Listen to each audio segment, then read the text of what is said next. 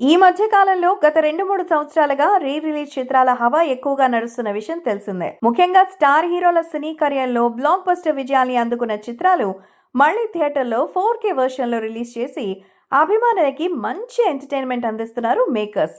ముఖ్యంగా అభిమాన హీరో పుట్టినరోజు నాడు లేదా ఇతర సందర్భాల్లో వారి చిత్రాలను రిలీజ్ చేస్తూ మళ్ళీ ఆ అనుభూతిని పొందుతున్నారు. ఇక ఇప్పుడు ఇండియన్ సినిమా బాక్స్ ఆఫీస్ వద్ద మొట్టమొదటిసారి వచ్చిన సైన్స్ ఫిక్షన్ మూవీగా ఆదిత్య 369 సినిమా కూడా రిలీజ్కి సిద్ధమవుతోంది.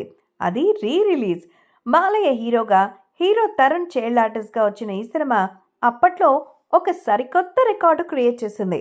ఇకపోతే మహాశివరాత్రి ఈ రోజున ఆదిత్య 369 మూవీని రిలీజ్ చేయబోతున్నట్టు మేకర్స్ పోస్టర్తో సహా ఒక పోస్ట్ షేర్ చేశారు.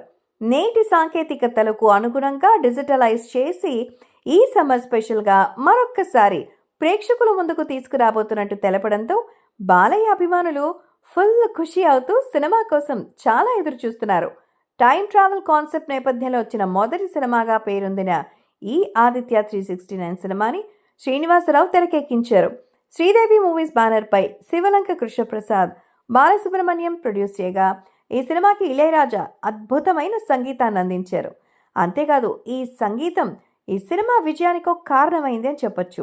ఇకపోతే 1991లో థియేటర్లోకి వచ్చి బ్లాక్ బస్టర్ హిట్ కావడంతో ఇప్పుడు మళ్ళీ రిలీజ్కి సిద్ధమవుతుండడం గమనార్హం. ఈ మేరకు దీనిపై స్పందించిన డైరెక్టర్ మాట్లాడుతూ, ఎన్నిసార్లు చూసినా చూడాలనిపించే ఈ సినిమాని డిజిటల్ 4Kలో చాలా అద్భుతంగా తీర్చిదిద్దాం. చిన్న పెద్ద అనే తేడా లేకుండా అన్ని వయసుల వారిని, ముఖ్యంగా నందమూరి అభిమానుల్ని అలరించడానికి సినిమా మళ్ళీ థియేటర్లో తీసుకొస్తున్నందుకు మాకు చాలా సంతోషంగా ఉంది. ఎన్నో మంచి చిత్రాలు తెరకెక్కించిన నాకు, మా నిర్మాణ సంస్థకు గుర్తింపుతో పాటు అద్భుతమైన పునాదినిచ్చిన సినిమా ఇది. ఇప్పుడు గ్రాండ్గా రిలీజ్ చేయడానికి పూర్తి సన్నాహాలు చేస్తున్నామంటూ తెలిపారు.